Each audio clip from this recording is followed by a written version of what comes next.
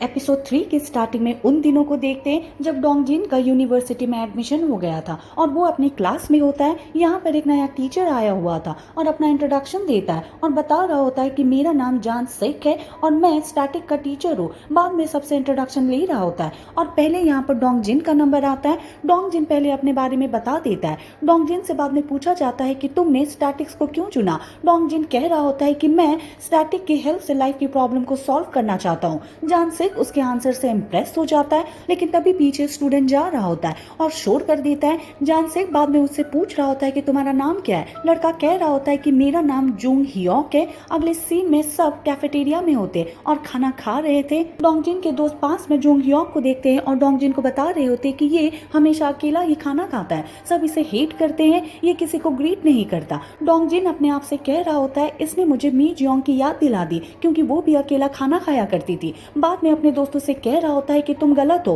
फिर वो जुंग हियोक के पास आ गया था और कह रहा होता है कि मेरा नाम डोंगजिन है, मैंने क्लास में इंट्रोडक्शन दिया था, वो स्टैटिक्स के बारे में बताया था, क्या तुम मुझे जानते हो। फिर वो अपनी फैमिली के बारे में बात करने लगता है और बता रहा था कि वो कहाँ से है। मेरी मॉम शॉप चलाती है, हम आलू की खेती भी करते हैं। लेकिन जुंग हियोक उसकी कोई बात नहीं सुनता और चला जाता है। अगले सीन में जुंग हियोक पैदल जा रहा होता है। पास के शॉप में डोंगजिन होता है जो कि पार्ट टाइम के रूप में काम करता है। वो यहाँ पर जुंग हियोक को देख लेता है और रुकने के लिए कहता है, लेकिन जुंग हियोक नहीं रुकता और जा रहा होता है। डोंगजिन बाद में भागकर उसके पास आ गया था, उसको आलू देता है, बाद में चला जाता है। अगले सीन में स्टूडेंट क्लास में जा रहे होते हैं। डोंगजिन भी जुंग हियोक के पास आता है और कह रहा होता है कि आज हम खाना खाने के लिए साथ जाएंगे। जुंग हियोक कह रहा होता है कि तुम मुझसे क्या चाहते हो, सब स्टूडेंट मुझे हेट करते हैं, लेकिन तुम मेरे पास क्यों आते रहते हो, मैं इससे अनकंफर्टेबल हो रहा हूँ। डोंगजिन कह रहा होता है कि मुझे माफ कर देना, मैंने तुम्हें अनकंफर्टेबल किया, लेकिन तुम मुझे किसी की याद दिलाते हो, मैंने पास में गलती कर दी थी कि और मैं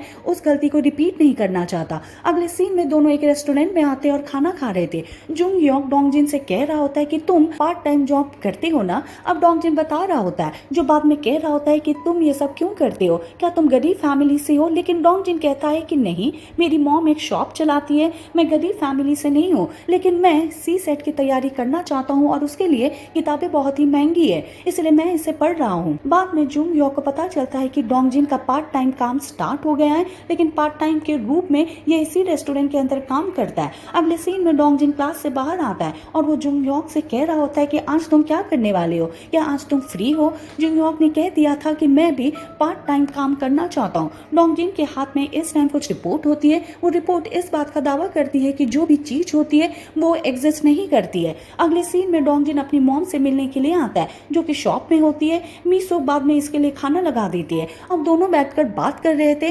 डोंगजिन यहाँ पर ये बता रहा होता है कि मैं पार्ट टाइम के रूप में काम करता हूँ। मीसो कहती है कि तुम ऐसा क्यों कर रहे हो, मैं तुम्हें पैसे दे रही हूँ ना। डोंगजिन कह रहा होता है कि ऐसा करके मुझे सोशल लाइफ के बारे में पता चल रहा है, वैसे मेरा एक दोस्त भी है जो कि जुंग हियोक है। डोंगजिन फिर अपने रूम में आता है और कैमरा को देख रहा होता है। बाद में कई फोटोज को देखता है, एक फोटो में मी जियोंग भी होती है। तभी उसकी मॉम उसके पास आती है और वो फोटो को रख देता है। मीसो पहले यूनिवर्सिटी के बारे में पूछ रही होती है और बाद में ये बताती है कि जो ड्राई क्लीनर का बेटा है वो हॉस्पिटल में है। डोंगजिन पूछ रहा था कि उसे क्या हुआ है। मीसो कहती है कि शायद तुम नहीं जानते होगे, लेकिन तुम्हारे स्कूल में एक विच है। डोंगजिन कह रहा होता है कि आपको कैसे पता चला। मीसो कह रही होती है कि गांव के लोग उसके बारे में बात कर रहे थे और उसी की वजह से उस लड़के को चोट पहुंची है। डोंगजिन अपनी मॉम को डांट रहा होता और कह रहा था कि ऐसा नहीं हो सकता, वो कोई विच नहीं है, ये सब बकवास बातें हैं, दुनिया में इतने लोग हैं और हर मिनट इतने लोग मरते रहते हैं, पहले मी जियोंग के आसपास के लोग मर गए थे और ये कोइंसिडेंस होना चाहिए।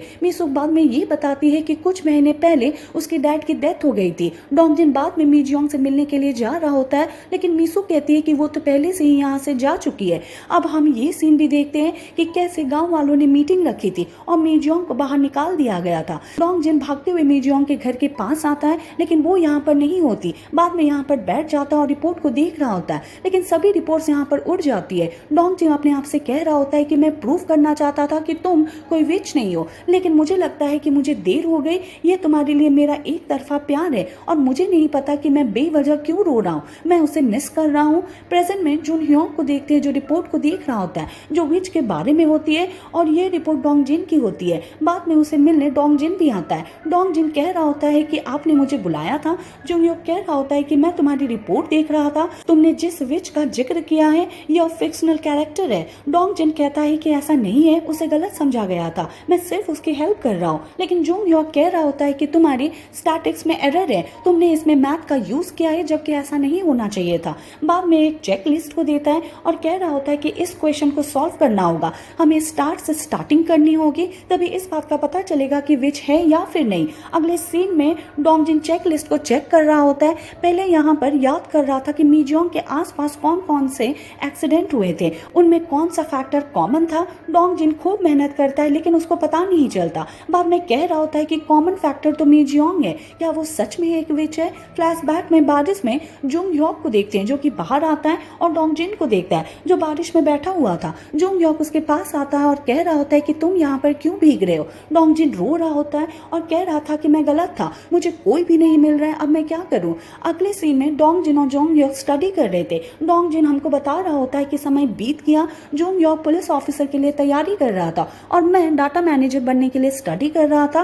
डोंगजिन बाद में जुंग ह्योक से मिलने के लिए आता है। जुंग ह्योक उसे एक आदमी से मिलवा रहा होता है जो कि जांग हू होता है। अब डोंगजिन हमको बता रहा होता है कि मैं और जोंग ह्योक अपने अपने काम किया करते थे, हम इतने बिजी हो गए कि मिल भी नहीं पाते थे। एक दिन मीसुक को देखते हैं जो कि हॉस्पिटल से बाहर आती है, फिर अपने घर पर होती है और डोंगजिन के पास कॉल करती है। वो डोंगजिन को बताती है कि मैं बीमार हूँ। डोंगजिन कह रहा होता है कि आपको हॉस्पिटल में जाना चाहिए। मीसुक कहती है कि मैं गई थी, डॉक्टर ने कहा कि एक सीरियस बीमारी है। डोंगजिन कहता है कि ठीक है, मैं आपके पास आता हूँ। अगले सीन में अपनी मॉम के पास आ गया था जो कि हॉस्पिटल में होती है। फिर दोनों छत पर आ गए थे और यहाँ ड्रिंक कर रहे थे। मीसुक यहाँ पर ये बताती है कि वो क्या करना चाहती है, अब मैं ट्रिप पर जाना चाहती हूँ और दुनिया घूमना चाहती हूँ। डोंगजिन कह रहा होता है कि ठीक है, आप ठीक हो जाएंगी, मैं आपको ले जाऊंगा। मीसुक बाद में ये भी कहती है कि तुम हमारा घर और शॉप को बेच दो। अगले सीन में डोंगजिन ब्रोकर के पास आता है और अपने घर को और शॉप को बेचने के लिए कह रहा होता है। ब्रोकर कह रहा होता है कि तुम्हारी मॉम के नाम पर एक और घर है जिसमें लोग कहा करते हैं कि वहाँ विच रहती है, तुम्हें इसके बारे में पता था,